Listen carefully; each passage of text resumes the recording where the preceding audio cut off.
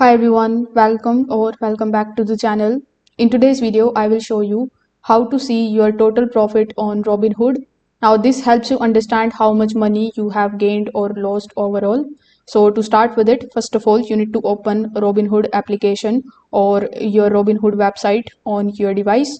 Now here simply click on the option of login on the top right hand corner of the screen and provide your login credentials in order to log in into your Robinhood account.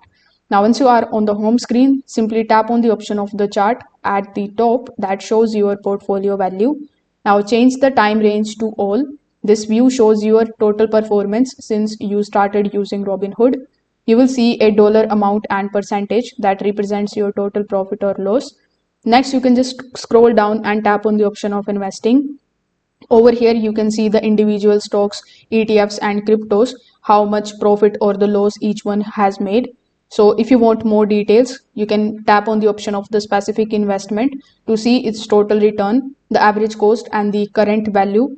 This helps you understand where your gains or losses are coming from. If this video helped you out, make sure that you like this video and subscribe to the channel. Thanks for watching.